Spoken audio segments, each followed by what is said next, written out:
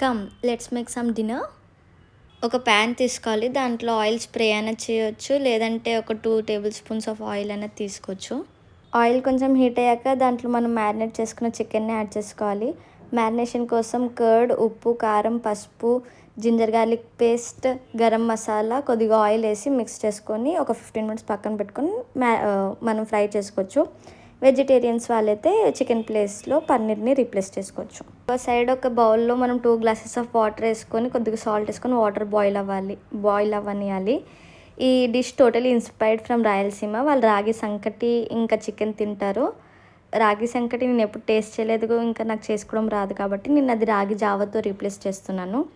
ఇంకొక టిప్ ఏంటంటే మనం పౌడర్ని డైరెక్ట్ వాటర్లో వేస్తే లమ్స్ ఫామ్ అవుతాయి కాబట్టి మనం కొన్ని వాటర్లో మనకి ఎంత పౌడర్ కావాలో అంత పౌడర్ యాడ్ చేసుకొని బాగా మిక్స్ చేసుకొని వాటర్లో యాడ్ చేస్తే అప్పుడు లమ్స్ ఏం ఫామ్ అవ్వవు.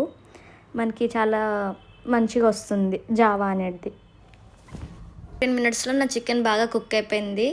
ఇంకొక సైడ్ రాగి జావా కూడా బాగా బాయిల్ అయిపోయింది. నాకు కావాల్సిన కన్సిస్టెన్సీ వచ్చేసింది. ఇప్పుడు మీరు చూస్తే దీంట్లో లమ్స్ ఏం ఫామ్ అవ్వలేదు. మనం చికెన్ని కొరియాండర్తో గార్నిష్ చేసుకొని ఇంకా తినేయడమే.